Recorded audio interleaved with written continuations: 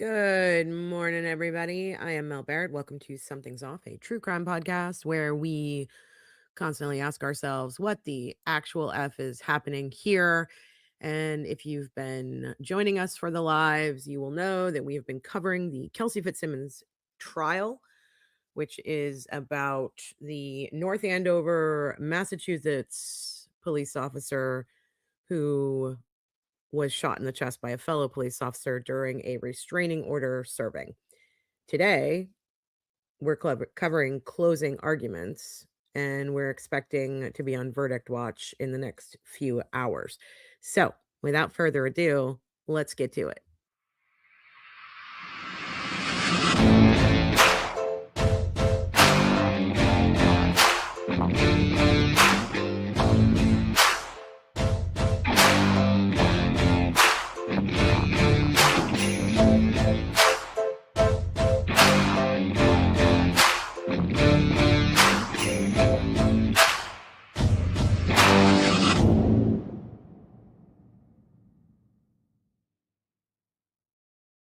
Hi, everybody. Good morning.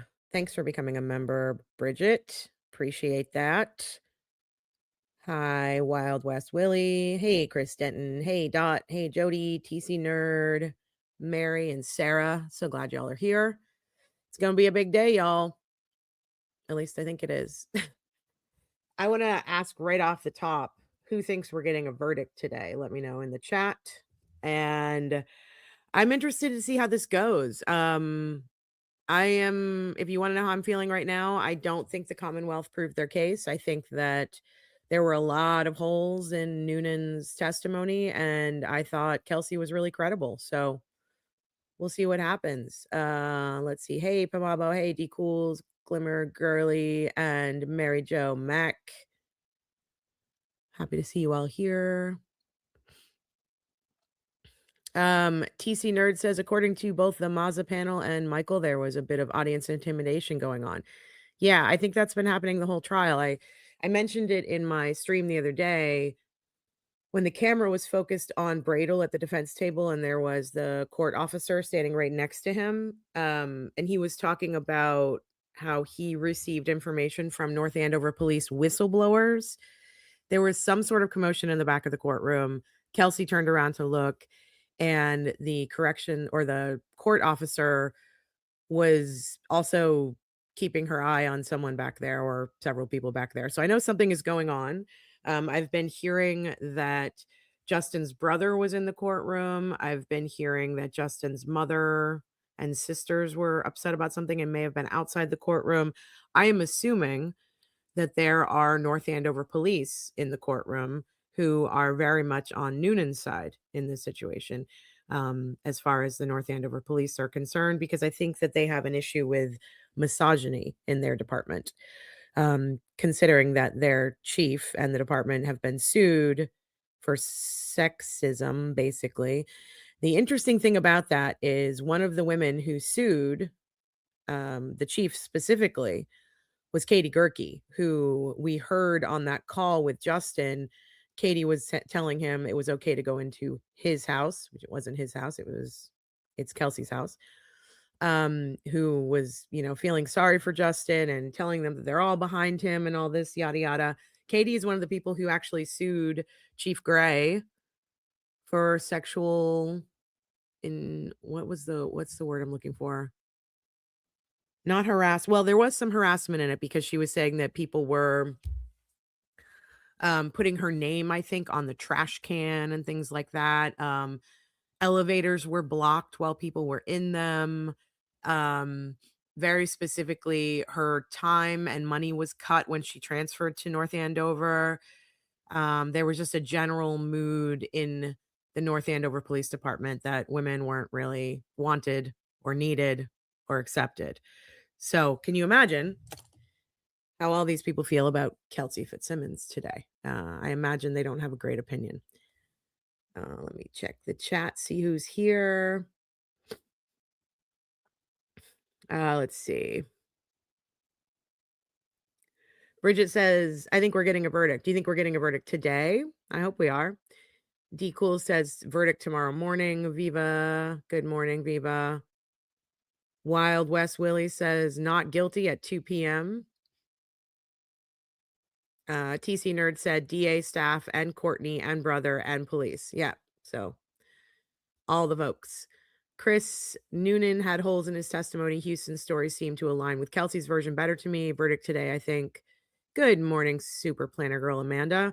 Everybody tell Amanda that you love her and say hi because she does our chapters for us on all of our streams. And I couldn't do it without her. And I appreciate her. And y'all should appreciate her too because it's really helpful.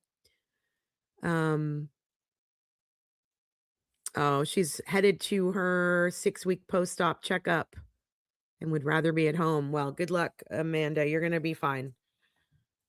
We've talked about this, but it gets so much easier and it's a good thing. I've been through it too. Viva says Auntie Deb is listening to the Justin police calls and is going in. He is so funny. Yeah, we listened to, so we played the first 2 calls between Justin and the North Andover PD on my on the pretrial recap that I did. It was like a 3-hour long stream where I basically started Kelsey's story from the moment that she and Justin started dating, basically, and then all the way up through trial. So we played the first 2 in that recap, and then on the first day of trial, we played the other 2. So go back and watch. The calls are wild. The last 2 calls, Justin sounds unhinged. This is 2 or 3 days after the shooting. He's threatening to escalate to the police, like he's just being crazy. And this is just around the time, it's the day basically that he broke into the house and it's on camera. Kitty says Kelsey will be free today. Misconduct. That's the word I was looking for. Thanks, Amanda. Kitty, verdict today for sure. Good morning, Cynthia. Dot says, I'm hoping for a verdict today. It will be not guilty. Sarah says, I think today.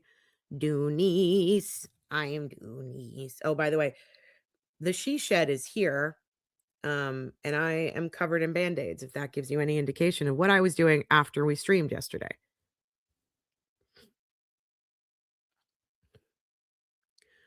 Denise said, I wanted to shout out Michael at Justice Served. He did an outside site visit of Kelsey's house yesterday. Interesting to see that view. Yeah, I really enjoy Michael's coverage. He's great. Also, I love his voice. It's like butter. The struggle is teal. Good morning, Mel and chat. I missed the stream yesterday and glad to be back today. So many thoughts from yesterday's testimony. We are happy to hear your thoughts. Kitty says, it seems like the law tubers like Lawyer and Brother Counsel who didn't really follow the case but started covering the trial both feel the state absolutely did not prove their case.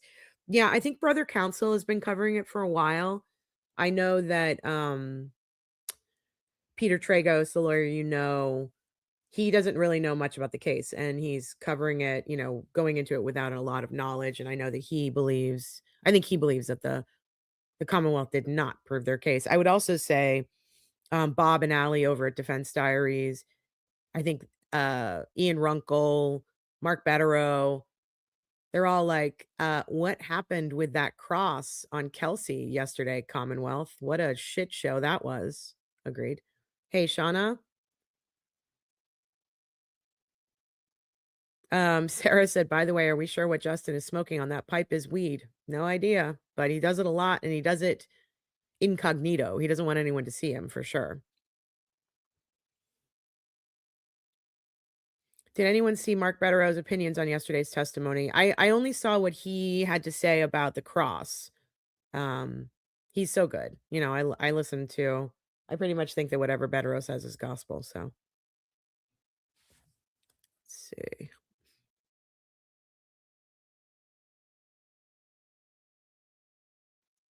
And I have to apologize, guys. I think I'm starting to lose my voice after 4, 5 solid days of streaming all day. Oh, thanks for the tip, Amy Lou. You're the best. I appreciate it. If y'all want a tip, if you can tip, if you appreciate the work that we do here, the Venmo and Cash App are right at the bottom of the screen, and there's a QR code on the top for the Venmo. And I have to say, I say this all the time, but when I get that little notification that someone has sent us a tip, it sends all the endorphins through my body and makes me very happy. And it's allowed me to sort of build a pod, which I'm going to move into hopefully in the next week or so. I'm really excited about it. I've been building it. I took up some space in the garage. We live in a townhouse, so there's not a ton of extra space. I mean, it's a big townhouse. There's a lot of floors, but it's built in a way, as most new construction townhouses are. There's not a ton of storage space. There's not a ton of like extra little nookie space. Nookie. I said nookie. Nookie space. Why isn't Rebecca here? I miss Rebecca Lavoie. If you're wondering where Rebecca is, she's on vacation until late Saturday. So she probably won't be back until Monday. And on Monday, we will probably go through her thoughts on the case and the trial. I should say this for the folks who only listen to audio, so the podcast or through Patreon. Since these streams are so long, I have to actually break them down into like 2-hour segments and then post them that way. They are all going to be posted as audio on the Patreon and the in between podcast feed, but it's going to take me a few days, and I've been sort of wrapped up in this, so I apologize for any delay. I've been getting messages and emails being like, "Why is there no Kelsey Fitzsimmons coverage?" And I'm like, "I'm over here, you guys. I'm on YouTube doing it live every day. Come hang out." But the audio will be out shortly, and it's just taking me a little while. Also, I made a post on the YouTube for members only. If you are a member of the channel, please make sure that we have your info in our online form so that Rebecca can send you stickers. You get stickers when you become a member of the channel. And then we also are offering a 15% discount for members only.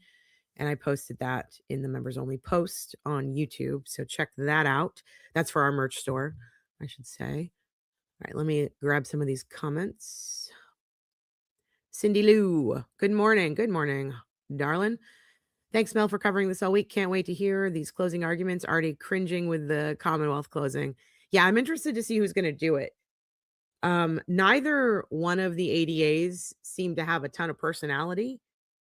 So it could be, it's probably they're going to drone on a little bit. I'm just wondering if like the DAs in the Commonwealth of Massachusetts are all trained in the same school of like where Adam Lally went, where it's just like monotone, no emotion, boring.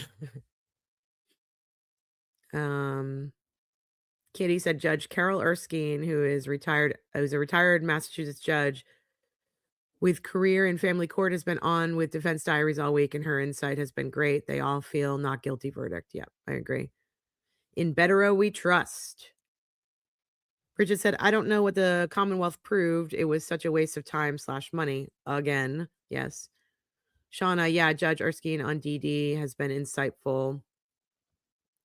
I hear that Bob and Allie also had a juror who wanted to remain anonymous from the Afro Man trial on, I think it was yesterday or maybe the day before, talking about when the judge came back to talk to the jury after the verdict. And he was kind of rude to Afro Man and was questioning the jury's decision. That's the gist of it, I think. Really interesting stuff. Really seems unethical to me, but Cynthia said, I was happy to see that he is 100% sure of a not guilty verdict, especially after the judge suggested skipping the home viewing today. Yeah, I think that when the judge was like, are you guys sure you still want to do this viewing? I was like, oh, I think he understands that they have made their case and that he understands the layout of that house. So I thought that was a good call.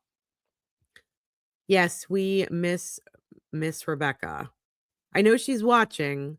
I don't know if she's watching right now. I texted with her this morning, but she's been popping in to watch, and she's been like really wanting to jump on, but she's got this rule for herself that she's going to enjoy her vacation and she's not going to do any work. And I totally appreciate that, but we do miss her. So, if both of you are short, how about building loft storage? What does that mean? What you talking about, TC nerd? I don't know what that means. Are you talking about my my she shed? Every time I send the designs and stuff to myself via email, And so one of the subjects on the thing that I sent myself was shed, and my phone corrected it to sheed, like SHE apostrophe D. So I think that's what I'm gonna call it, the sheed. Struggle is Teal says, I thought the States Cross was abysmal. Wish Coakley had done the direct. Didn't love Bradl's, but I thought Kelsey was a dream witness. Absolutely. Kelsey was like relatable. You could tell she wasn't trying to like finagle her way through anything or, get anything over anybody. She stood up for herself when she needed to stand up for herself, which I really appreciated. And she did it in a very, not polite, but like she wasn't trying to argue. She was simply like when Goobertoes was like, "Oh, it was only 14 days that you're going to be without your 4-month-old child." She was like, well, all due respect, sir, that may not be a lot to you, but to me it was an eternity." That was an amazing way to say that. And she said it without malice. She said it without, she wasn't trying to be contrary. She was trying to tell him and the judge, what she was feeling in that moment. And I think that, in my opinion, Goobertoes would have had a different cross against her if there had been a jury present. He was kind of being a dick to her, and I think that would not have gone over well with the jury. I'm not sure it went over well with the judge, to be honest. Yeah, Shauna says, I agree that both sides could have went deeper with questioning. I think both sides are really trying to keep this simple. I think I'm kind of high here. I think that's the gist of this entire case. The questioning, they're really trying to be very narrow with it, which I understand. I am totally losing my voice, y'all. Amanda said, during the cross, it almost felt like the Commonwealth lost their focus and didn't even believe their own story. Yeah, and I think that they realized how empathetic, like how she was coming off. She's a good person. She wasn't trying to argue. She's not trying to get out of her responsibility. I think that was a big difference between her testimony and Noonan's, was that Noonan was arguing because he desperately needed to justify this shooting. And so every answer he had was sort of condescending, flippant, because she was trying to kill me, because she was trying to kill me. He was very defensive, because he needs to justify this shooting. Kelsey takes the blame for the actions that she took, meaning she was really adamant about the fact that she didn't want anyone else involved in this. This was just going to be her. And she wanted to take her own life. And she didn't want to bring any of the other cops into that. We're waiting on the stream, just so you guys know, just to update. I'm waiting on Court TV, but let me see if Boston 25 has it up. Let's see. Yeah. Oh, here we are. We are in court. I need to make sure this is on the right account, so no ads. Here we go. Okay, we're going into court.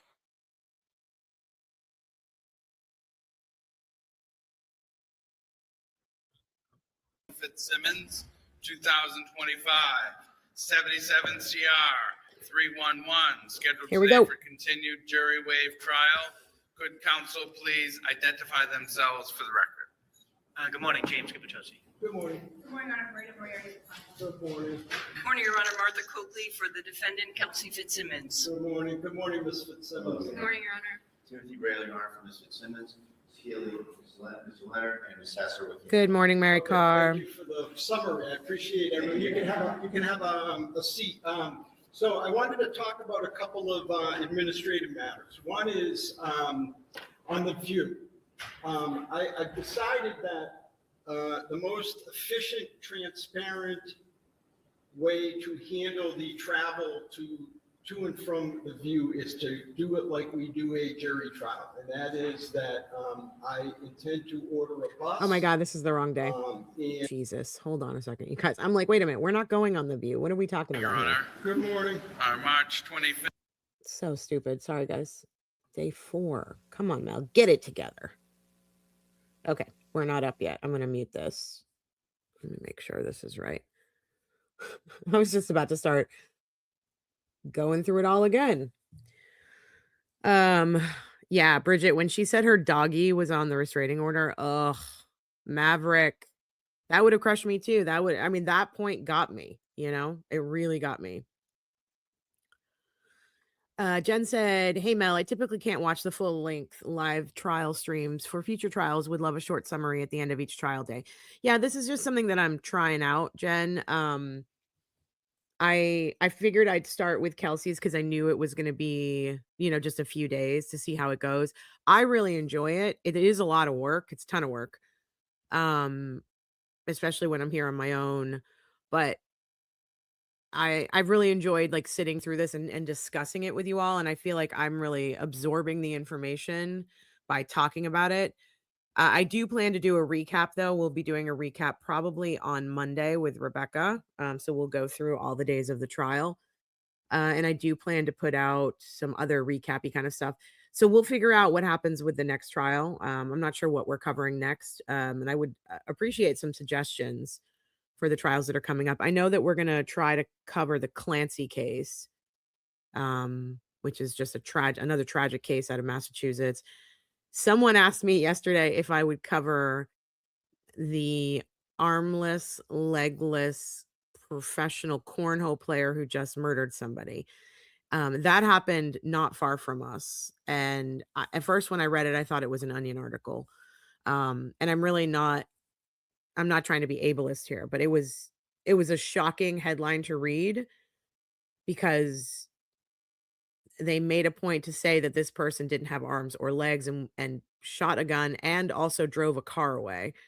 So there were a lot of questions. I think a lot of people are laughing about it. It's really sad. Tragically, someone died. And this guy who obviously has had his struggles in life is now being accused of unaliving someone. So I don't know if we're going to cover that one. It's a little bit crazy, but yeah, we'll see. I would love to know what everybody thinks, what trials are coming up that you want to watch or be a part of. Denise said, Amanda, excuse me, sorry guys. I got the same feeling as if he was like, shit, I should have interviewed Kelsey before I brought this case. I'm looking foolish now. Yeah, I think he was angry too.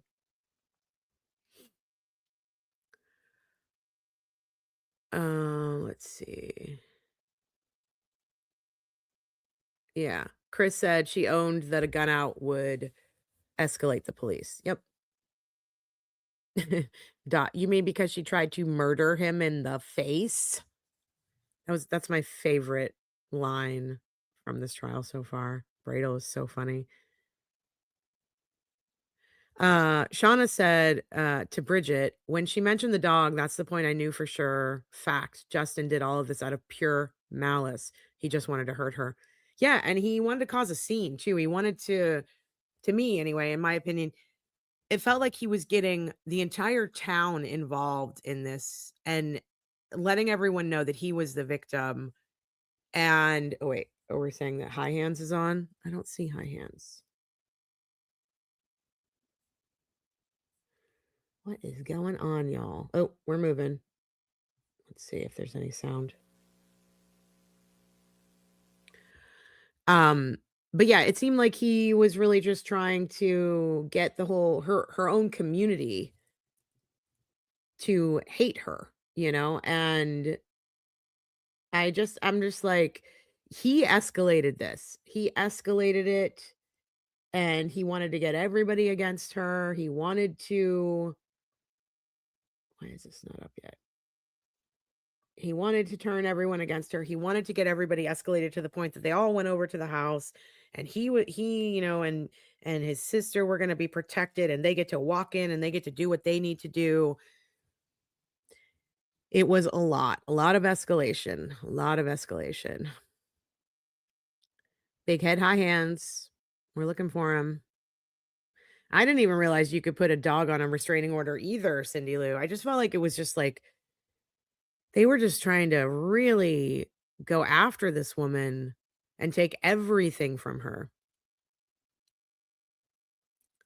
Chris said, and I guarantee it was his sister and his family pushing all this because they didn't like Kelsey. Could have been. I mean, it seems that way. We don't really know the family that well, and we don't know everything that was going on, but it looks that way, you know? This is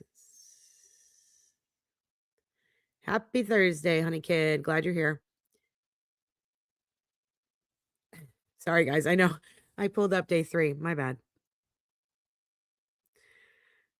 Mabo, Turtle Boy said Justin's mom didn't like dogs. Thank heavens. I assume Kelsey's family took care of Maverick. Yeah, I think they did. I think she's been with Maverick. I've seen pictures recently of her and video of her with Maverick. So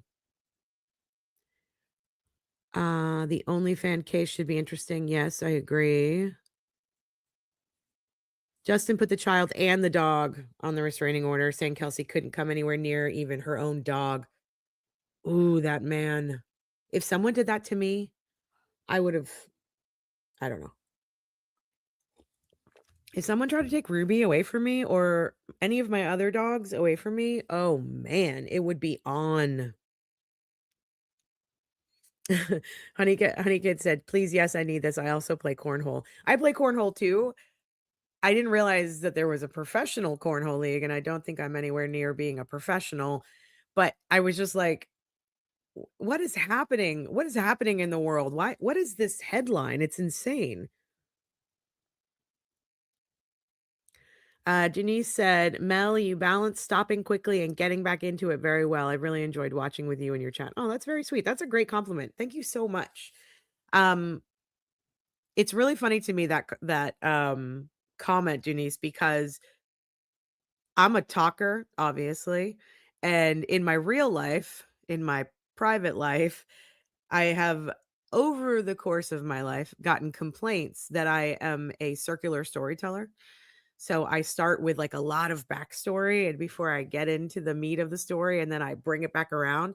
But I think it's helping me here because I'm able to, like you said, I can jump in when something's happening and then come back to what I was talking about before, usually. So I think that my circular storytelling on the outside, in the outside world, has been very helpful here.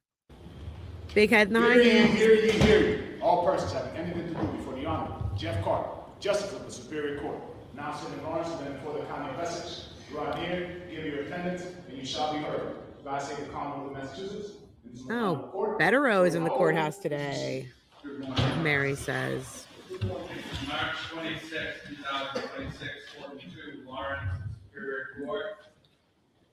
Calling the criminal matter of Commonwealth versus Christy Kelsey thinks the case will end soon and she will be found innocent. 77 CR 311. Scheduled today for Just a reminder, please go like the video and subscribe if you are not subscribed. I appreciate you all. Good morning, Your Honor.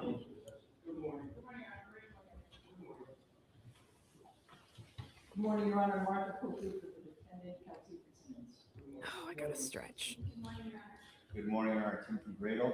With me is Ms. Healy, Ms. Hess, and Mr. Leonard. Good morning. Good morning. Thanks. You have a seat. All right, so you folks are- Oh, look who's in the courtroom. all right, Noonan. I don't say this for the attorneys, Still clenching his jaw. but, because the government prosecution has the burden, they go last. The defense goes first in their closing. And Mr. Bradl, you may proceed. Thank you very much, Your Honor.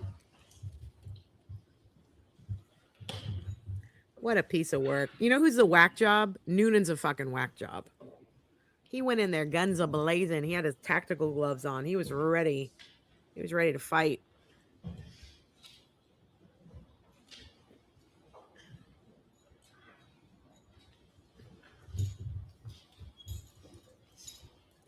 I'm going to put my hipster Santa Noonan up in the... May it please the court. Counsel, ladies and gentlemen. Your Honor, June 30th, 2025 was the worst day in Kelsey Fitzsimmons' life. Her whole world imploded. Her fiance betrayed her. Good audio. Baby was being taken away. She was going to lose her house, her job. There was an incredible confluence of tragedy that was visited upon her that day. That day was about her, and she decided in the midst of what you saw testified to here, she decided to end her life. Patrick Noonan, when he came back up those stairs, Your Honor, walked into a suicide in progress. That gun was nowhere near him. That gun was already pointed at Miss Fitzsimmons' temple by Miss Fitzsimmons. Is that his She wife? was a couple steps into the room. Officer Noonan, a gung-ho cop, highly trained, a SWAT guy. He'd already been ginned up all afternoon by the insane, ludicrous statements of Justin Elaine. He had that in his head. He walked in, and like all of us are susceptible to, he made a mistake. He shot too quick. He reacted too quickly. And instantly, he realized that he had to adjust the narrative. And that was easy, to just add 6 words to the equation, Your Honor. He said, words to the effect, she pointed the gun at me. 6 words. What did those words do at that time period? Those words made him the victim. Those words made him the hero. And those words, most important, made him untouchable. Everyone's looking at Noonan. Those words were a defense for his future, his life, his reputation, and they were conveyed to a very willing audience. His colleagues, his brothers, his family, the investigators on the case. So that's really what happened here, Your Honor, and it is a tragedy, and it is something that should not result in any further harm to Ms. Fitzsimmons. This should be over. Good camera work. I want to talk to you about a few of the elements that I know you're going to be concerned about. So, first thing I want to talk about, Judge, is the lack of motive and the lack of intent. Because when it gets down to brass tacks, I know that you're going to look at the law, you're going to look at the credibility determinations, and you're going to make a judgment. And here, this case fails. The Commonwealth ship founders on the rocks of lack of motive and lack of intent. Let's talk about motive. Everything in life is motive. And it's ironic that, us lawyers always say, oh, you don't need to prove motive. But you really kind of did. It might not be an element of the crime, but motive is everything in this business, Your Honor. Let's look for motive or lack of motive. Fitzsimmons and Noonan are colleagues. They have already bonded over shared tragedies, shared experiences. They were okay with each other. They were friends. Kelsey thought well of him, and she thought he thought well of her. She's a whack job. She I guess knows he didn't. He has a family. She knows who his family is. She's not going to harm this guy. She knows, Your Honor, that he didn't do this to her. She knows that Justin Elaine did this to her. And she's probably most important. She's been in those shoes before, serving restraining orders. She knows she's just a messenger. She knows he's just a messenger.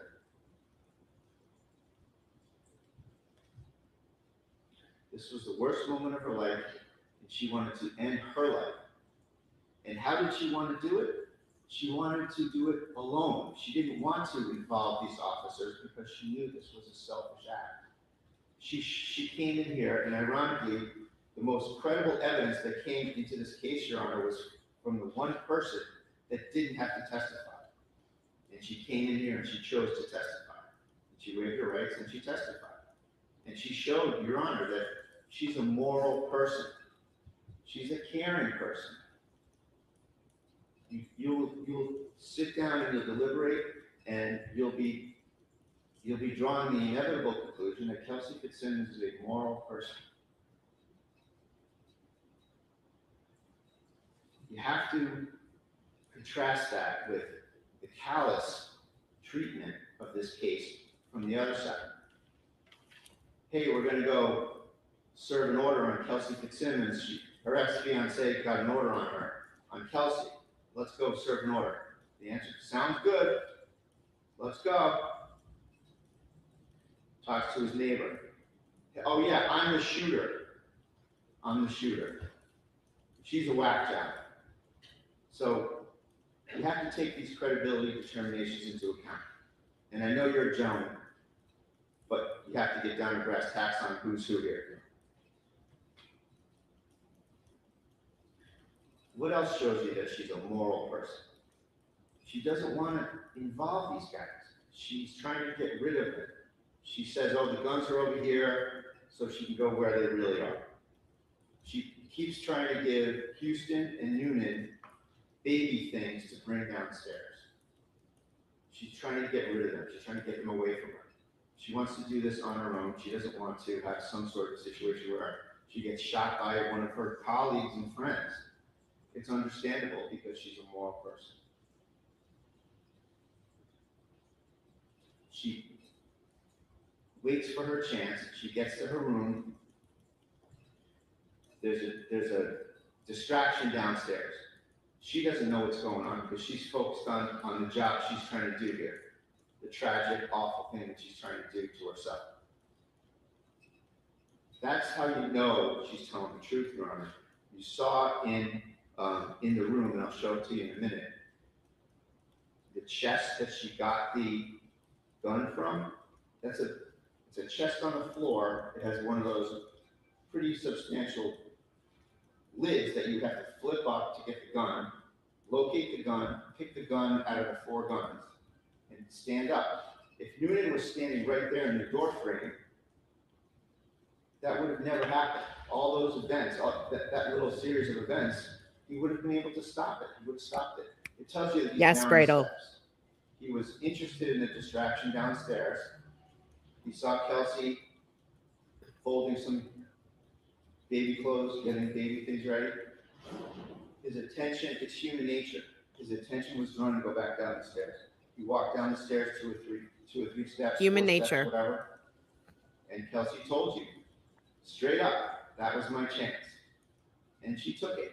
And she went in the chest. Zip 51, Your Honor. I'll show you right now. This is pretty good, Bradl. She went in that chest. Where'd the Looked pink up box that come lid, from? got the gun, stood up. She told you again, she's a moral person. She tried to keep the gun concealed. She made the motion like this, Your Honor, where she put the gun like this and she kind of walked over here. But she didn't want the police to see her with the gun. She held the gun to her stomach area. She walked to a clear area and she put the gun to her head. And that's what I mean when I say Officer Noonan came back up the stairs, and what did he walk into? He didn't walk into some Rambo woman trying to shoot him in the face. He Kill walked Bill. into Kelsey, who you now know a little bit from her testimony. He walked into Kelsey's room, and Kelsey had a gun to her head. Look He at that walked guy into a staring at suicide Noonan. progress room.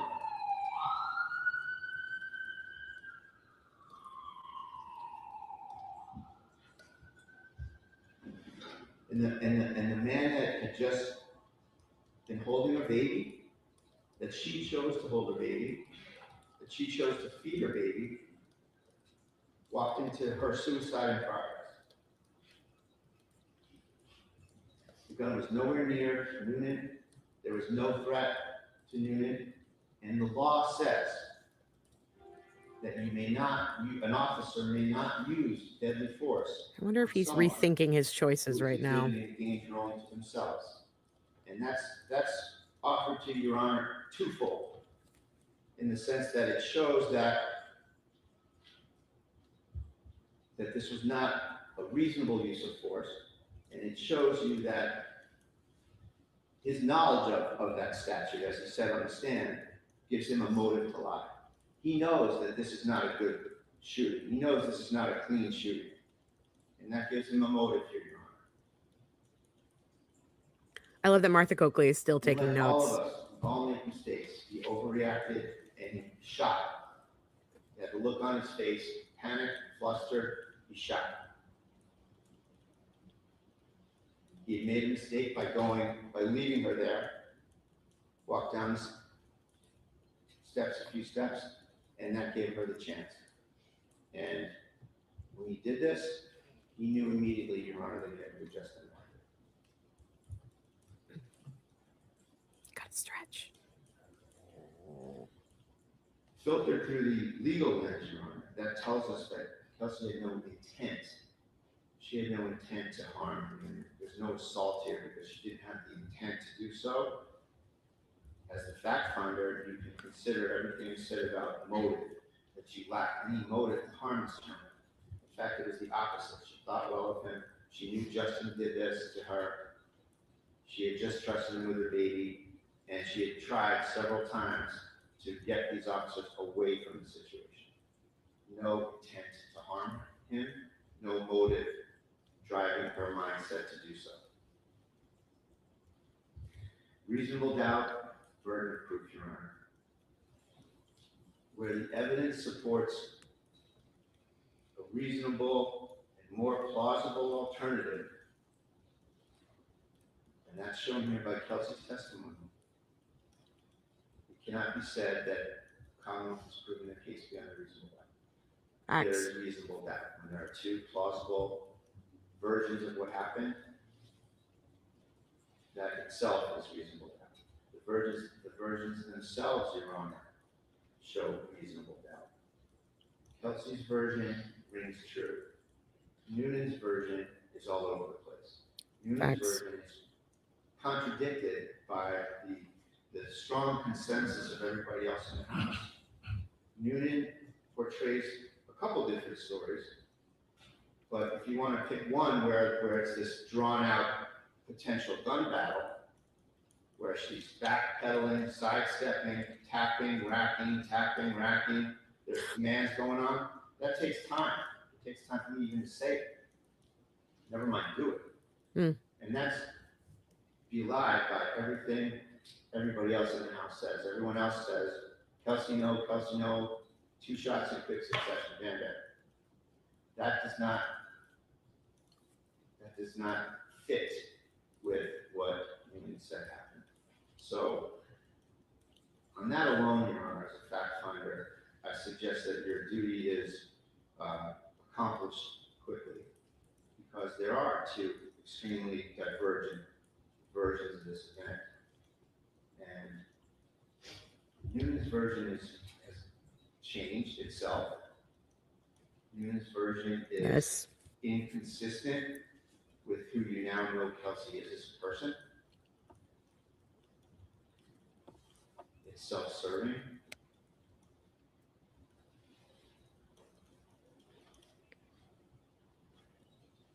And like I said, it makes him untouchable. And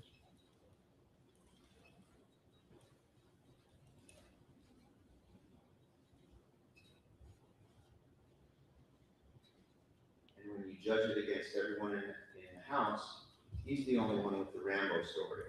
Everyone else has what Kelsey says. He walks into a suicide in progress, he sees it, he reacts, Kelsey no, bam, bam. Brain freeze, mistake. At what point did he pull his gun out? That's the question I have. What else do we have? You know, when you're a fact finder, you want to look for corroboration. What's the corroboration on either side of this thing? Or lack of corroboration, which is what really it is here. You know, the big one, the big elephant in the room is that this department has no body cameras. We wouldn't even be here if they had body cameras. There's no evidence other than people's words. He said versus she said. That's oftentimes, almost all the time, not a good place to start for the Commonwealth. How many of these guys didn't do reports? Yeah. What's up with that? What is up with Why that? didn't Super Strong put the body camera video on the witness he's interviewing? There's no science.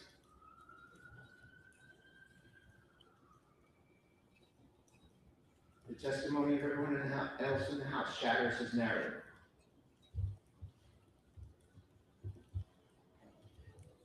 Kelsey Fitzsimmons has been blessed. She should be dead 2 times over by her own hand and by the hand of Officer Noonan, who shot her. She's blessed. She's here today, and she has a new lease on life. Yes, she does. Maybe that's why the investigation is what it is. And maybe that's why the story is so sloppy, because nobody expected her to be here today. Yes. See my chat. You called it. They all thought she was going to die. That's the point. She is young. And as a fact finder, I want to respectfully ask you to consider the evidence, consider the lack of motive, the lack of intent, the inconsistencies, the credibility contest is firmly in her camp. She came in here and she told you what happened. Unvarnished truth. And I ask you to find her not guilty. Thank you, Your Honor. Good job, Bradl. We get a golf clap. Maybe we'll do snaps for Bradl. Snaps for Bradl. I think Noonan is sitting where he is. I think I agree with, I think it was Dot who said it. That he's in the judge's direct line of sight and behind Kelsey feels like a power move. I think he thinks it's a power move, but I don't think the judge is going to take too kindly to him just glaring at the back of Kelsey's head. That's my opinion. But I do agree. I think he thinks it's a power move because that's his MO. That's who he is. Good closing, Bradl. Yeah, I think the woman sitting next to Noonan. Whoa, the gun. What the fuck? The gun is just sitting there. That's not cool, guys.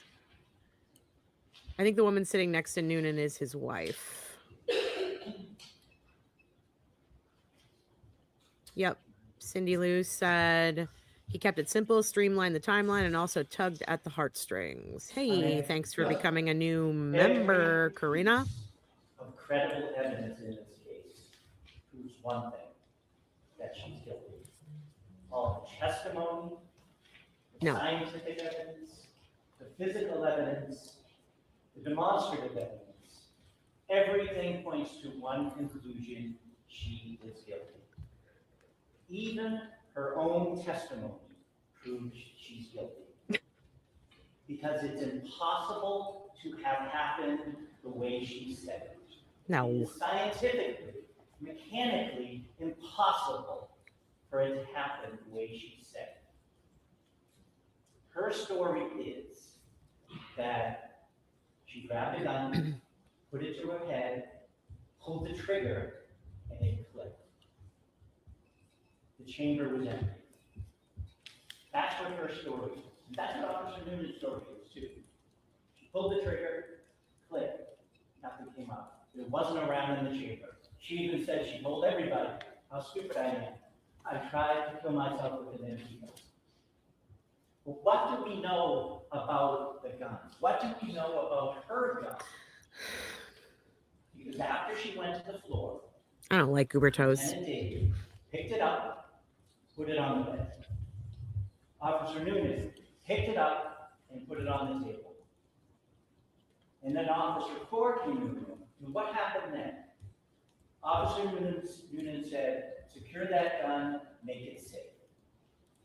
And so what did he do? He took the gun, he found that black box, the safe. He made sure that was empty, he turned it over. He pulled out the magazine that you can see right here. He opened the chamber, and there was a round in the chamber. He dumped it out into this safe and put the firearm in. And then they stood watch on that until State Trooper Bonasari took it back in the lab. That magazine that you have in evidence contains 16 rounds. It was a 17-round capacity gun. It contains 16 rounds, plus the one that was in the chamber. 17 rounds. As we know, there are only 2 ways to get a bullet into the chamber. One is if there's already a bullet in the chamber, someone pulls the trigger, a bullet comes out, the casing comes out, the chamber's open, the spring allows another bullet to come out. That's one way, and we know that didn't happen here. The gun didn't fire because the chamber was empty. The only way a bullet gets in this chamber, other than that way, is if someone racks the gun. She said she didn't rack the gun, but there was a bullet in the chamber. She did rack the gun. What did Officer Noonan say? She pulled the trigger. Oh my God. Nothing happened. She stepped back, tap racked, tried again, didn't do it. Tap racked again, pulled it, and that's when he fired. She put a round in that chamber. That's the only way it got there. He thinks he's a badass. Her story can't be true. She got up on that stand and she lied to you. Oh. It's scientifically and physically impossible Oh my for God. the story to have happened the way she said. That's what the evidence shows. But she didn't just lie to you then. She lied again. She lied at the scene about where the guns were. And she admitted that, and I understand that, right? And she said she lied to the police because she decided to kill herself. But when did she say she said that? They had been to the house. They had talked to her, according to her. She now started contemplating all of the ramifications of what's going to happen to her. Because she's losing her life, her job, her son is being taken away, all of these things. And so she's going that over her head. And then minutes later, as she's walking through the house, she says, my gun's in the basement. Because that's the time she made the decision to kill herself. Later on. And we know that's a lie. Everyone's taking that's notes. A lie because what was one of the first things they asked her when they went to that house? They asked her to put the baby down because they were concerned with the baby, told her the restraining order, what the parameters were, and asked her where your guns are. When she was still sitting on the sofa. They weren't waiting to ask that question so she was already walking around the house. No way. And what did she say there? They're in the basement. And we know she said it there before she moved around the house, which is untrue. Because her friend, Officer Houston, who was invited to her wedding, Her he says it friend. also. He says Sergeant Daly has. And then remember what he said? He said, I was in the living room, she was sitting down, and then I saw a gun case on the other sofa. And so I opened it up to see. And she said again, I already told you the guns are in the basement. That goes with her story, not yours, Now, buddy. why at that point did she say that? We don't know. She didn't tell us, because she lied to us about why she said it later, because we know she didn't say it later. So she lied again. Yeah, because she wanted to be alone with the gun. She also lied about knowing that her mom was in the house. She was upstairs. The officer, Noonan, I think it was, Noonan heard an older woman's voice down there and said, who is that? She says, I have no idea. She doesn't know her own mother's voice. Her best It wasn't her friend mother, it that was she just Courtney. talked to come to the house.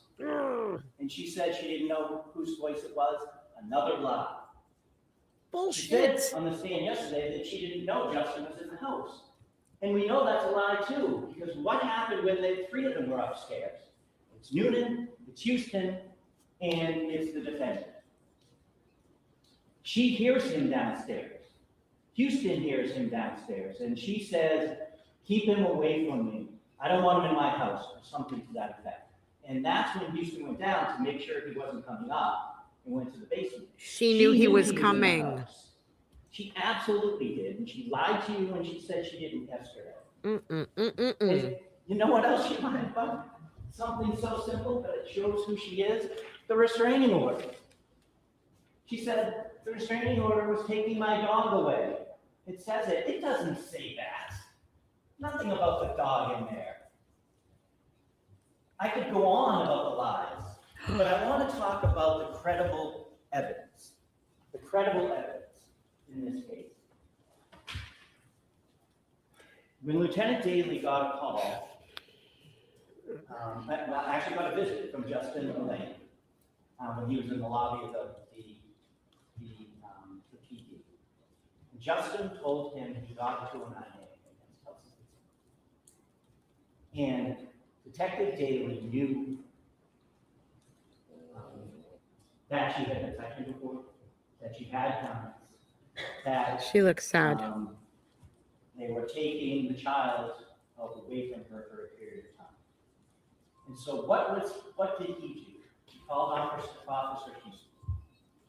He asked Houston to call Daley to meet up. And why did he say he did that? He said because those two are cool, calm, and collected. They don't panic. They keep things calm. That's what he said. And that's why when he called Houston, he said, can you call Daley, we've got to do this. And so he wants you to believe, defense counsel, that Pat Newman was cavalier about, oh, okay, sounds good, we have to serve a restraining order, but that's not what happened. He was mischaracterizing it, and I hope you remember, in the grand jury minutes, because Houston had called Pat and said, hey, we got to serve an order, can you meet me by the school? Pat said, sounds good. It wasn't until he got over there, it wasn't until Lieutenant Daley was there that they learned really what they were going to do. Hi, Nanny. Happy New Year. And they went over there. And defense counsel asked Daley, you guys were cavalier about it, you knew her, weren't worried about the guns, all this stuff. And Me too, Jen. Daley said no. No. His quote was, we had an increased level of diligence. Everyone was more on point because they did know what they were walking into. They did know. They did know that she had been sectioned before. They did know there was going to be a baby in the house. They did know that she had guns. They did know at that point that she had parked her car far away. Oh my God. This is all going to what they were thinking about. So disingenuous, They did know Goober. all those things. And they did know Justin's concerns.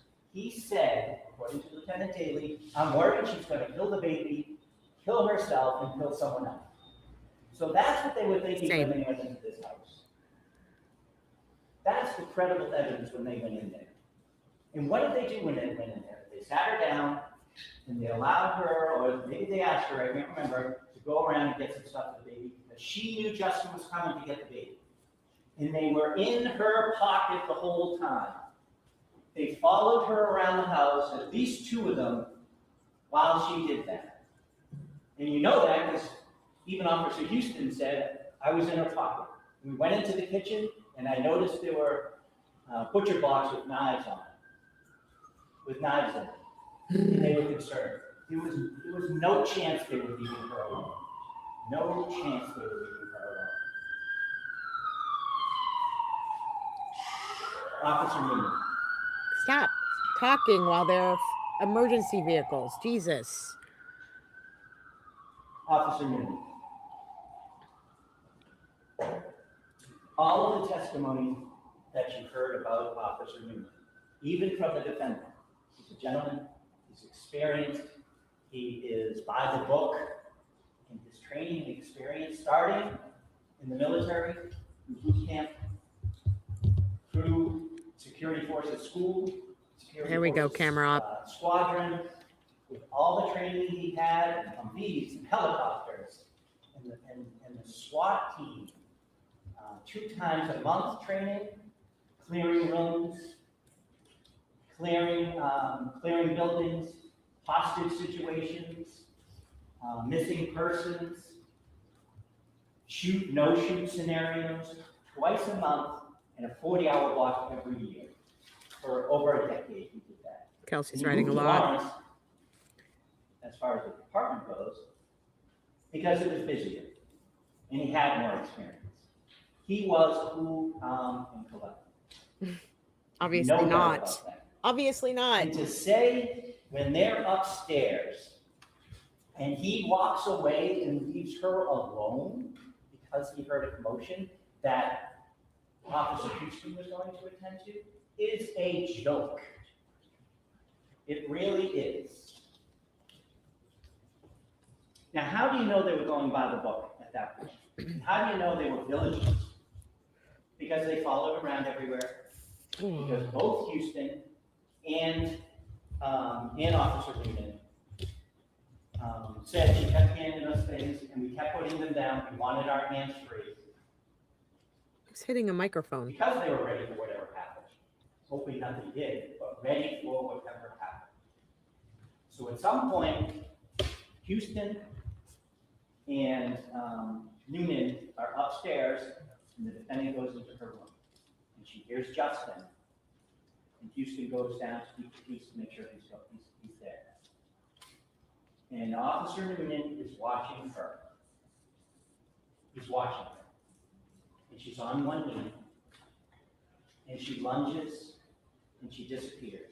And she emerges with this, pointing at him like she is trained to do. Oh, for fuck's Click. sake. At Bro, his face. it's too much, And what buddy. does he see next? He draws his weapon, and he says, his testimony, it kind of slowed down.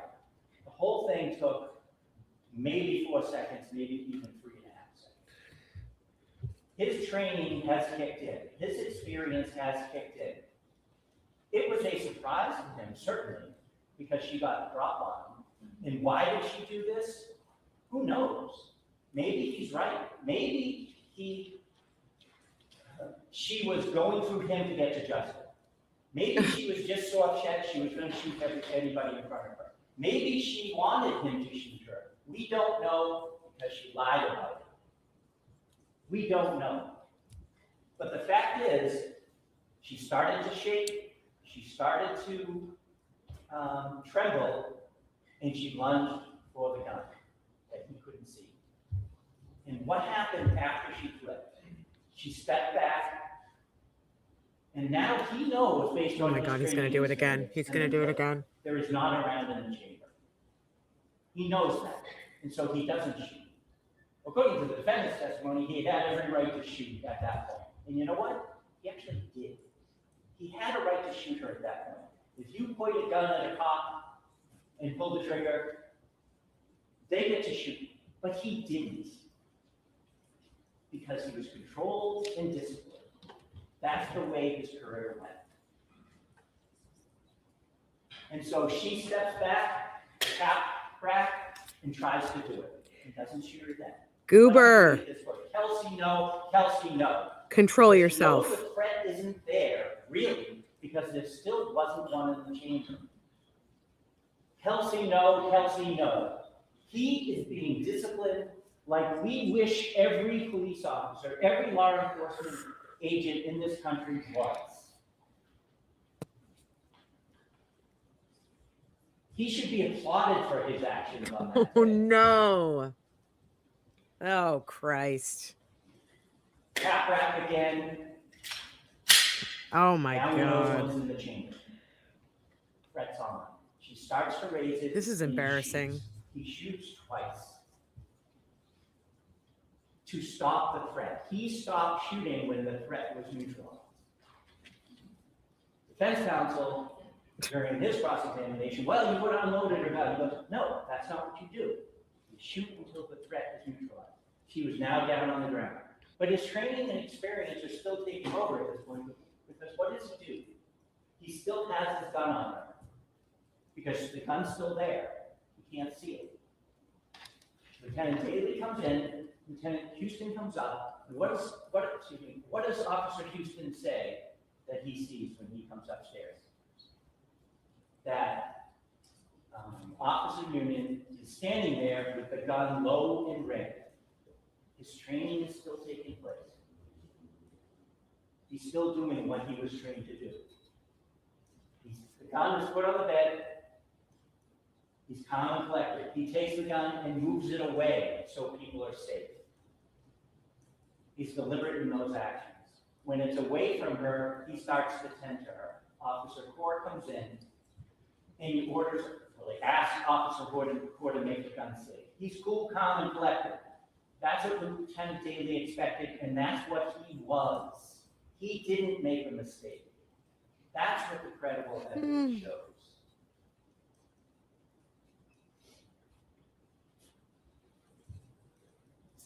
And what did he say to Officer Houston after? And this just goes to state of mind, I know. That she pointed the gun at me, and it clicked. And she tried dragging me home. By the way, Chief Immediately Ray after, is in the this courtroom wasn't according to him Justice Serve. saving his hide or protecting himself. Seconds after this happened, that's what he said.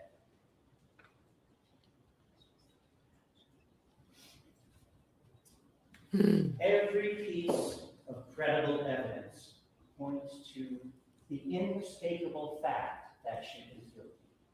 Every piece of physical evidence, scientific evidence, mechanical evidence, every piece of testimony from Daly to Houston to Core, even Lauren Page, the mother, even the defendant corroborates what Officer Newman says. Can you imagine if he did this in front of a jury? Every piece. Because he's pointed at where the jury would be sitting. Your Honor, He's I been would pointing the suggest gun to you there. There is only one fair and just verdict in this case. Not guilty. Oh, it's over. Go away. I'd like to speak to counsel anybody outside our scheduling purpose. Oh my God. That was a little much. That was a little too much. That was a little too much with the gun, Goober. That was so embarrassing. Can we talk about the parking again? Kelsey addressed this in her testimony. She had been at her CPR training. She had then gone to meet Justin where he said he was going to meet her at the park, and she waited for 2 hours and he didn't show up. She had also, when driving, I think, to work, had passed Hunter's house and saw all of her friends and her fiance there.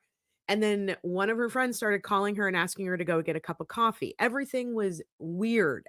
She had her hackles up. If you are a dog owner, you know what I mean by that. It means that she suspected something was off. Something's off. And she said in her testimony that she parked at the school because she didn't feel comfortable because something was going on, and she knew that something was going on. She didn't know what it was, but she didn't want anyone to know that she was home. That's what she said. That's why she parked where she parked. It's not as nefarious as the prosecution keeps trying to make it out to be. And she also said it took her 60 seconds to walk from the car to her front door. This is the fact that they keep hammering this point home blows my mind. Oh, I'm so frustrated right now. Yeah, and as far as the gunplay, it was almost fetish level here, Goober.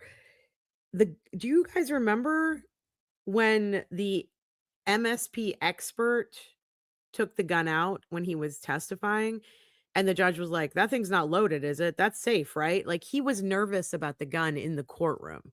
And now he's got the friggin' ADA goober toes just waving the gun around and racking and clicking. And oh God, that was so embarrassing. I bet if he has kids and his kids saw that, they would be like, Dad, you are so embarrassing, Dad. Ugh. Ugh, so embarrassing. Sarah says, I really hope this judge finds her not guilty. Agreed. Dot said Kelsey living ruined all their BS stories. Yeah. I mean, I think at the end of the day, they all did what they did and said what they said because they assumed she was shot directly in the chest, that she was going to die. They didn't realize that Kelsey's a survivor. They didn't get that part. They didn't get the memo on that one. Lindsay said, the truth is there's no proof of any of this, dude. Sarah, thank God this is over. Nanny said, slimy. Jen said, if I was a juror and someone pointed a gun at me that way, I'd pee myself. Yeah, he shouldn't be waving that gun around in open court. I mean, I know that there was no magazine in it, but you don't know. Something could go wrong. There could have been a bullet in the chamber. It's just really bad gun safety as far as I'm concerned. He's a moron.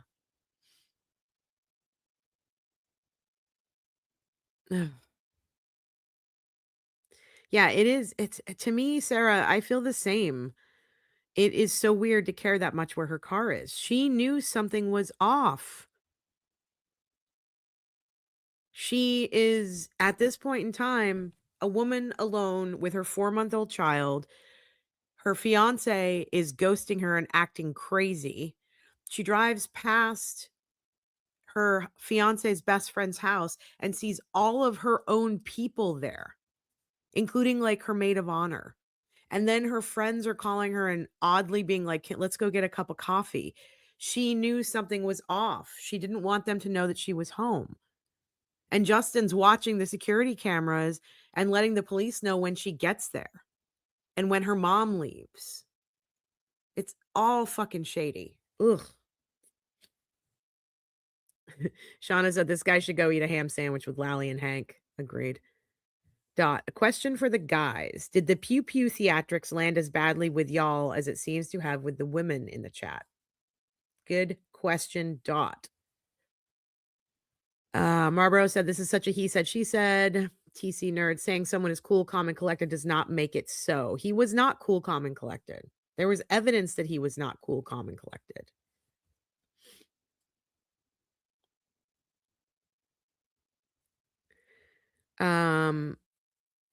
She didn't want them to know she was home. Yeah, exactly. Something is off. Oof. He didn't act cool, calm, and collected on the stand. You know who did? Sarah says Kelsey. Sarah's absolutely right.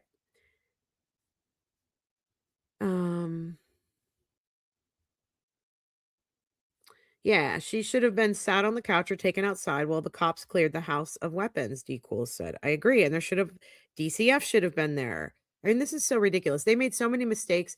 They helped escalate this situation when it didn't need to be escalated to the level that it was at. Justin started it. He was getting everybody involved, calling the lieutenants, showing up at the lobby, bringing all of her friends over to his best friend's house, ghosting her, setting her up at the park. Like, ugh, you people. They say that women are emotional. All these men need to simmer the fuck down. Okay? They all just need to simmer down. Oh, there goes my stomach. I guess I'm hungry. Yeah, this was Gilmore. Oh, wait. We're back. We're back. While you folks are returning to council table, I'm just going to,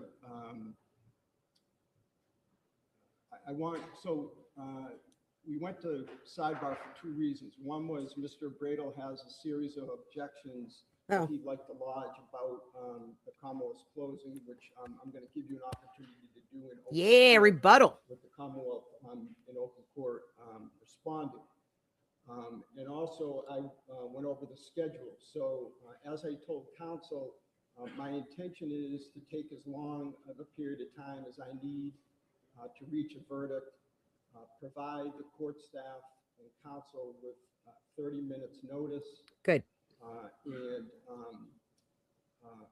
come out and announce my verdict, some of my reasoning here in public, and whatever time that works.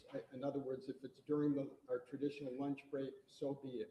So it sounds like today. We'll have a half-hour notice, which means that you'll be able to go and have coffee or lunch or whatever, as long as you can get back here. All right, so that's how we work that out. We also discussed at sidebar the fact that in a jury trial, we never provide the jurors with ammunition and a firearm, even with the trigger block at the same time. So my intention is that Mr. Ruane, our assistant clerk, will keep possession of the ammunition, and the firearm will come back in chambers with me, along with the other exhibits. When and if I need the ammunition, will be switched out. All right. Okay. Globally, have I said in open court what we discussed? Yes. Okay. All right. So Mr. Bradl, I'll hear you on the objections. Wild West Willie. I don't believe they're there for Kelsey. I think they're probably there for Noonan, from what I've been Judge, hearing. traditionally, we do this at sidebar, but as you mentioned, we don't have a fact finder here that we need to talk off to the side to. So in open Fascinating. court, I'm happy to do this. Sure. Yep, I'll go back over everything I said at sidebar, Your Honor. Judge, the first objections I have to counsel's closing argument center on ballistics issues. The first part is that counsel picked up the gun and used it 3 times. Prior to that, counsel provided what I would consider to be expert testimony on the operation of the gun. I think it exceeded the scope of what Detective Bonasaro talked about. He said that it had to be a scientific certainty that this gun was racked by Kelsey Fitzsimmons. Mischaracterizes the defense position that we're not saying necessarily that it did or didn't happen. We said that Kelsey Fitzsimmons didn't rack the firearm. And we have a completely different version of events. So no one's saying that it didn't happen. We're saying that Kelsey didn't do it. And to characterize it like, you know, that it had to be racked by Kelsey Fitzsimmons is not fair argument, and it mischaracterizes the state of the evidence. Wow. The second objection relative to ballistics, Your Honor, is that counsel was acting out. I believe it was the second time he picked up the firearm. Counsel was acting out on Noonan's story that Ms. Fitzsimmons had accessed the firearm from the chest and picked it up to point it at Noonan's face. And on Noonan's testimony, she just pulled the trigger and it clicked. Counsel's acting it out. Prior to pulling the trigger, counsel racked the firearm and then pulled the trigger. And that's not what happened on even Noonan's testimony. I'm happy to allow you to make a record, but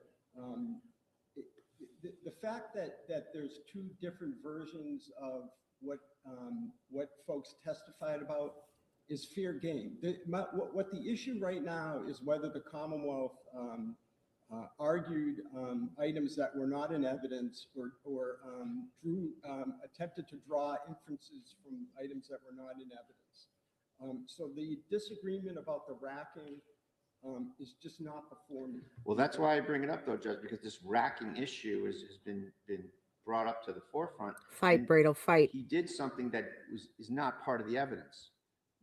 No one says that she racked the gun before the first shot, and that's what he did when he acted it out. So that's why it's a mischaracterization. I'll just rely on Your Honor's discretion. That's not what Mr. Kubatosi did, though. I did see him rack the firearm before he fired the second shot. He did it the second time, Your Honor. Okay, I'm having trouble understanding.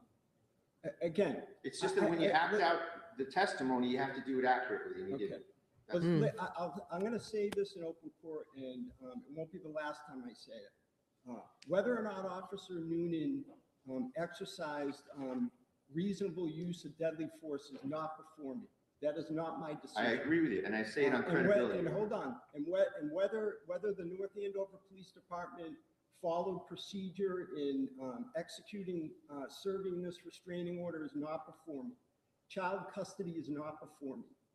All right, visitation is not before me. What's before me is, has the Commonwealth proved beyond a reasonable doubt that the defendant pointed that firearm for any perceptible amount of time at Officer Noonan?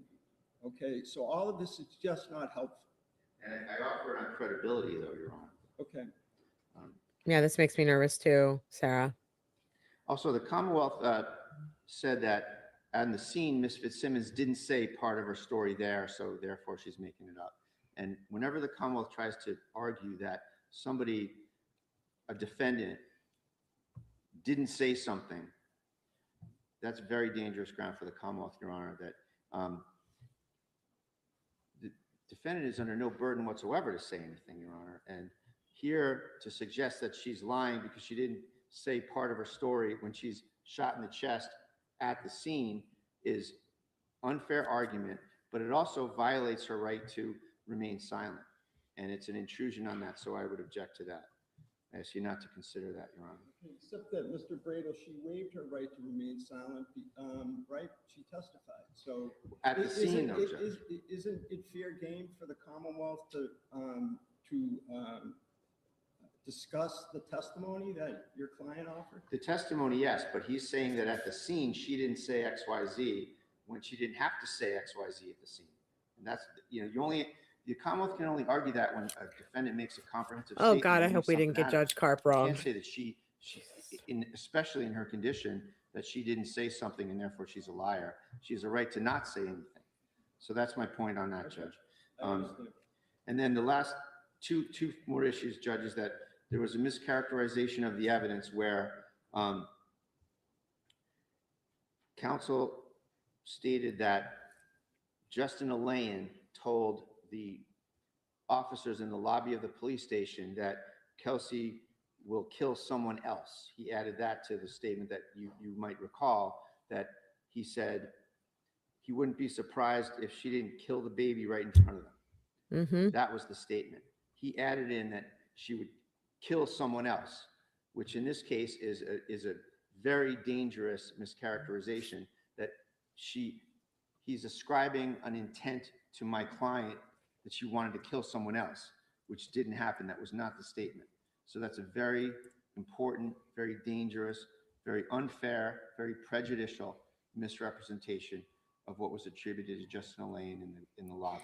She never said anything about killing someone else. He didn't even he didn't say that she said that. So I ask you to strike that and not consider it. There's a lot here. And the last thing, Judge, about lying about the dog on the restraining order, Your Honor, that trying to take her dog. And it is in the complaint to the restraining order by Justin Alain. I know he's trying to do a second closing, but the evidence is what the evidence is. Yeah, but Judge, Yeah, but you can't say when you have the discovery on the point, you can't say that something is a lie when you have the papers that show it's not a lie. And the box was checked in the complaint to get her dog. So that's a mischaracterization of the evidence that needs to be corrected, Your Honor. And that's my last point. Thank you. So, Commonwealth, Okay. from my perspective, with all due respect. hold on just a second. Before we hear what the judge has to say, I just want to say, I know we're all a little bit nervous because of the way the judge is acting. I think he is trying to be very fair, and it could be a situation where, he's giving Bradl a hard time because he wants to make sure that the record knows that he is being fair. That's the only thing I'll say about that. Okay, let's see what he has to say. Respect to Mr. Bradl, who's done a terrific job advocating for his client. I view that as nothing more than a rebuttal to the Commonwealth's closing. So I'll give you a few minutes to rebut. Oh, these for things. fuck's Let me sake. say this though. I don't believe that there was any evidence before me that Miss Fitzsimmons was sectioned previously. I think that the way I view the evidence is that this is what the police believed. It was part of their state of mind in serving it. But I'm at a loss, frankly, that, in other words, what I'm saying, Mr. Bradl, is out of all the items that you argued about the Commonwealth purportedly arguing something not in evidence, this sectioning, alleged sectioning that happened prior to this, This is interesting. there's no evidence of that before me. Yeah, There's she was never sectioned before. There's mention of it, and it goes to the officer's state of mind. So, and that's all that in fairness, that's all that you argued, Mr. Gubitosi. But I guess what I was getting at is if there was anything at all that came close, that would have been it. But Mr. Gubitosi, I'll give you a few minutes for your rebuttal to the rebuttal. Is he going to pick up the gun again? And Oh, good. Yeah. Sit down and shut up, Goober. What's not relevant. evidence is what the evidence is. Closings are not evidence. I would suggest to you that, yes, I do, that I argue the evidence that came from the witness stand and from the exhibits to Ravanasaro absolutely describe the ways that a firearm works and how a round gets into the chamber, and I limited my explanation of that to what he described. I'm about to pull my hair out. I don't need to make a second close. Thank you. Oh, sound, finally. I'm a lawyer. What do you think? I respect that, both sides. All right, so at this point, why don't we, I said that I was going to step off for the gathering of the evidence. Let me not do that. I'd like the council to just make sure that all the evidence, the exhibits are in order. You'll know your content on both sides. If you folks can take a look at the verdict form as well, I don't know if you already have. It's not complicated, but you want, Mr. Bale, have you seen the verdict form? No. All right, so one of you, officer, do you mind? First of all, I'm glad you're all here. I appreciate you all, and I appreciate the great conversation and debate. It's slow because we don't have a ton of people, but that's because we're a growing channel.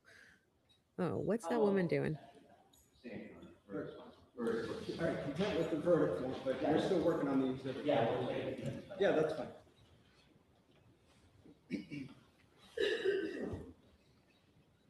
Noonan looks nervous. I'll be very happy to have a lot of people following and being in the live streams and being on the channel, but I will be a little sad when this gets faster. I wonder if there's any way to slow the chat down. Probably not. No, I'm sure there is. I'm sure there is, actually. There's got to be a way.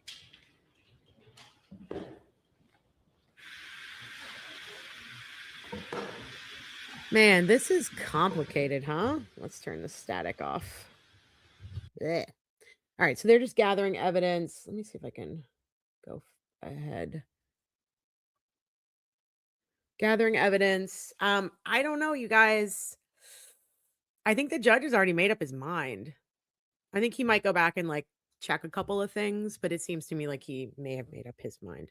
I do feel that he was just being fair to both sides by going hard at Bradl.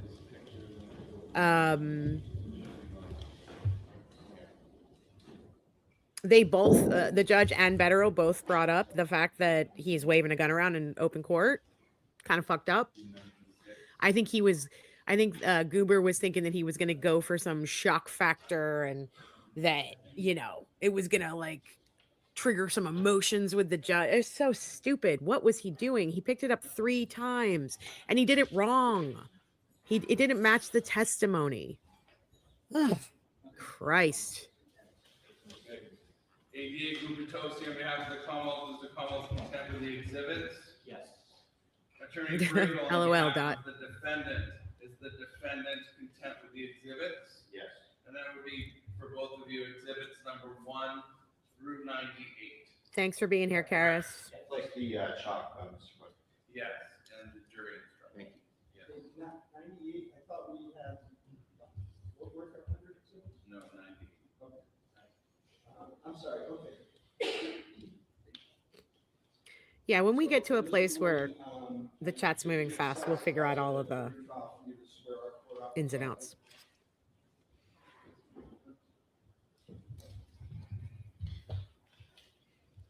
The judge isn't talking into the microphone, tired Vegas mom. Well, raise Usually your he right is. hand. Do Oh, you solemnly swear that you will keep the court? and Big head in the such high convenient hand. Place until he has agreed that you will not suffer any person to speak to him, nor speak to him yourselves, unless by order of the court, or to ask him if he has agreed.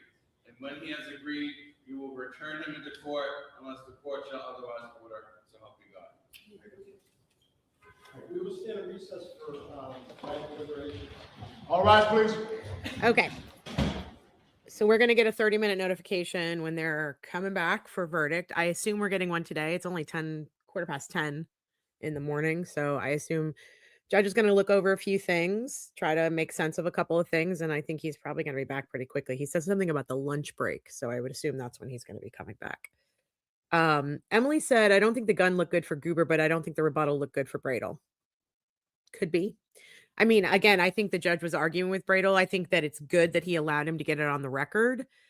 That's why they were all taking like copious notes, which I think was a good thing. I think that the fact that Bradl went up or the team went up and raised these points and they were allowed to in open court basically say the prosecution is being disingenuous here. They're lying about certain facts. They are waving a gun around in open court and then performing the acts that were testified to, but not performing them properly or correctly. It's just like I thought that was really powerful. Um Cindy Lou said, I still think it's gonna be not guilty. I think he's trying to keep the optics that he's fair. That's how I'm leaning as well, Cindy, but I don't know. I mean, we never know, you know what I mean? He is only focusing on what Kelsey said happened and what Noonan said happened and the surrounding witnesses of that event. So it's very, very narrow. He's trying to get rid of all of the drama, that surrounds this case on the outside, all the other things that are happening. I appreciate that. This is going to be a battle in family court. It's going to be ugly. We obviously won't be watching that. But ooh. Kara said, thanks for starting your own channel. The more people hear about you, they will come. Oh, that's very sweet. Thank you. We've actually been around for a while. Rebecca has one of the most famous popular true crime podcasts out there, Crime Writers On. They've been around since the serial days. And then when the Karen Reed trial started up, Rebecca started the Readathon, which was behind a paywall on Patreon. And I joined her for the second trial. And that's how we sort of hit it off and became partners and co-hosts. But Rebecca had like, I think 130 or 150 episodes of the Readathon. That was a pretty popular show. I mentioned yesterday that I may start putting some of those Readathon episodes up on our channel here as an archive. But we've both been around for a bit. I also have the In Between podcast, which has been out for a couple of years now. And I've covered some pretty big cases over there. So Rebecca and I, like I said, we've been around. We just haven't been on YouTube. And I wish we had gone on YouTube earlier. I love this format. I love being able to talk to you all in real time and, have really honest, ethical debates. I love it. I love it. I love it. I'm so glad we're here. The struggle is teal. For me, this is a not guilty all the way. If I had to predict what I think this judge is going to do, guilty. I have never hoped more to be wrong. Ugh, yeah, I'm nervous. I don't really know what's going to happen. Ugh, the finale we needed to this case. Big head, yay, high hands. I may be a little nervous. Our trainer's service dog is doing his little dog hug. That's what Fly Like Jeff said. Dot, hopefully it's good that the judges focus so narrowly on that burden of proof, not swayed by any of the extraneous issues. Hopefully. Yeah.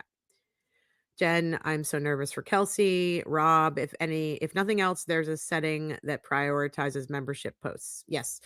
I know that there are definitely ways to slow the chat down, and we will look into those when the chat gets fast. But right now, it's a good even keel, I would say. All right, now we are on verdict watch. Yes. Pamabo said, I think Bradl had his whole heart in this case. I would agree. Sarah, I think the judge has already mostly made up his mind before rebuttal anyways. Emily, yes, he seems fair to me, and I really, really hope she's found not guilty. Sarah, yes, archive them here. Yeah, I'm thinking about it. We're talking about the readathon. Yeah, Rebecca is a true crime foremother pioneer. She absolutely is. And she was my mentor before we got here. She and Amber Hunt, who is a Pulitzer Prize winning journalist and is one of the three women who own Grab Bag Collab, who gave me my little start. Rebecca and Amber and Ellen were sort of all my mentors, and Rebecca has helped so many people in this industry. be better at our jobs. So she's amazing and I miss her and I wish she was back. Pamabo said, I don't agree with it, but an early family court hearing was streamed. Julie Hess's first appearance. Oh, I didn't think they would be doing family court streaming. Weird.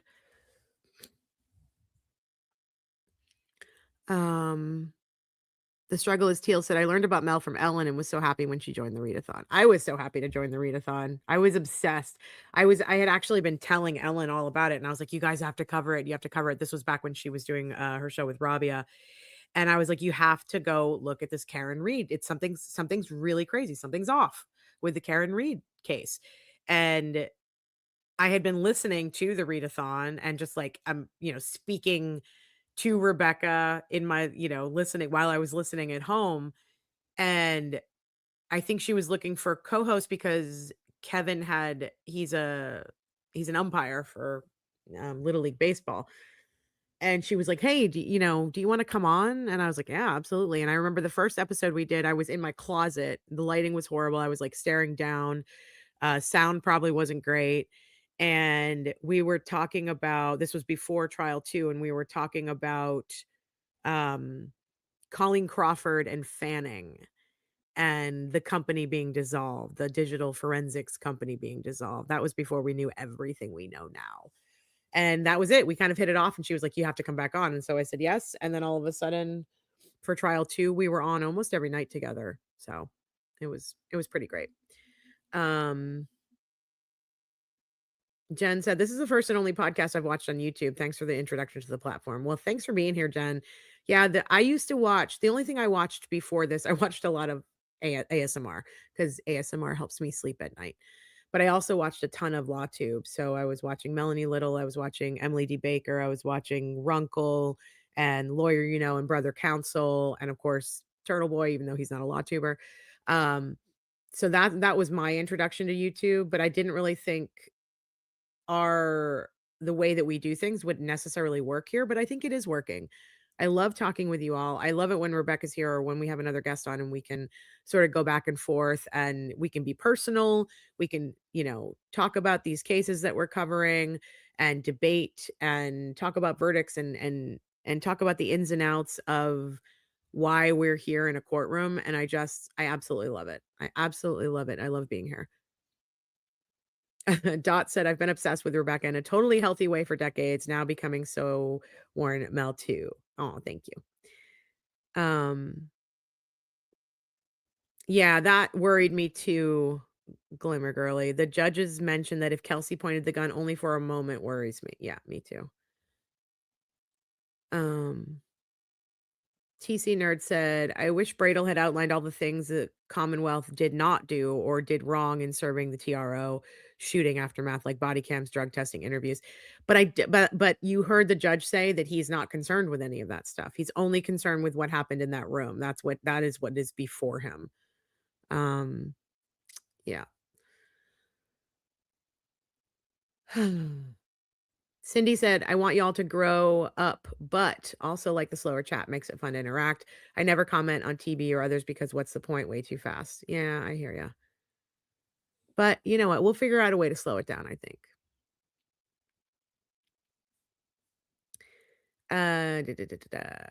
I wish I found you during the Reed trial, Nanny Do said. I wish that we found y'all during the Reed trial too, because we had lots to say. And I really, the format of the readathon was so good. They were quick episodes. They're only about a half an hour, sometimes maybe an hour.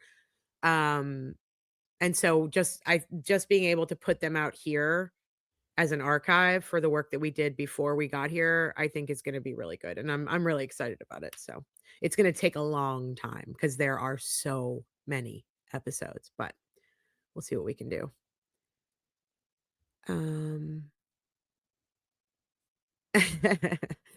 Jeff said, Fly Like Jeff said, whoa, Mel was in the closet their first episode. If only Rebecca knew. She knew. She knew I was in the closet. No, I haven't been in the closet since 1994. I knew what you meant, Dot, when you said with Mel. I knew what you meant. Bigger ones are pay to chat. Not that I don't contribute financially. I do. That's weird. I feel weird about that. I mean, I appreciate all the contributions to you guys. And if you feel like tipping, there's a QR code on the top of the screen, and on the bottom there's the Venmo and the Cash App. Um, and we hope that you guys will become members, because we're going to be doing more members only, sort of AMA style kind of things. We also are offering discounts on the merch for members, and it's helping us grow so much. And it's only been, what has it been, 5 months, I think, since we launched the channel, and I feel really good about the growth. It's not huge, but it's like slow, steady. We have a good base here. We are gaining new subscribers every day. And that really helps, because I think that there are a lot of perspectives out there. Like I said, we're a small channel. You guys have so many options to go listen to the trial, to watch the trials and talk it out with legal experts. Rebecca and I are journalists with opinions, basically. And so I know that you can go other places to get this content. I appreciate that you pop in here. I don't want to compete with any of these other big creators. I want, we're trying to do our own thing here. I often think of us as, do any of y'all or listen to or watch I've Had It, the I've Had It podcast? I like to think that Rebecca and I are the true crime version of I've Had It. We try to keep it light. I mean, although sometimes I make it heavy, as is my way. We try not to be too political, but I think politics and true crime go hand in hand, and they definitely meld in my life. So it's hard for me not to bring up some politics sometimes, but we try really hard not to do that. So that's where we're at. We're just trying to build our own thing here, and we're really glad that you guys are all here. Let's see.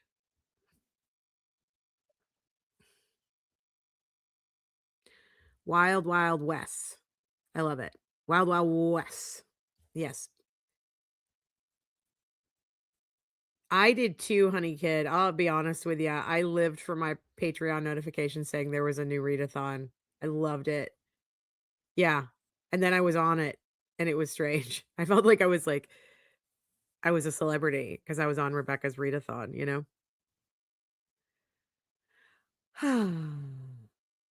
D Cool says, but all that aftermath stuff is important because it shows the cops covering up stuff. The BS with Justin before and after the day doesn't matter. Yeah, I mean, I agree with you, but I'm just saying, like, the judge, it sounds like he is only focusing really on what happened in the house, in that room. I don't know. I really don't know. I felt pretty confident going into today, and now kind of hearing the judge, I just don't know. Oh God, it's nerve-wracking. Jody Williams said, I won't tell you how long it took me to learn that the readathon was not a book club. Wasn't a book club. Bridget said, I'm catching up because my job got in the way. I mean, repeatedly calling Kelsey a liar kind of flies in the face of the judge's warning not to assassinate character. Yeah, and she's not a liar. She wasn't. I don't know. We're so glad you're here, Nanny. I hope that you have found your true crime family. Mary said, my thing is Noonan testified she was sobbing hysterically, shaking and all that, but then she's a stone cold ninja killer and tries to murder him in the face. Give me a break. Yeah, I mean, she's not Kill Bill, you know what I mean? Emily, it's been so long since I've been hooked on a show like this, like early CWO days, immediately became a Patreon and binged everything, and now I'm doing the same with Something's Off. We are so glad you're here. I love to hear that. It just means that I feel like we're connecting with you all as people, so that's a good thing, Cynthia said, oh my God, I was in the ICU during the second Reed trial and my blood pressure kept spiking whenever I got upset, and the nurses hated it so much and made me turn it off sometimes. Boo.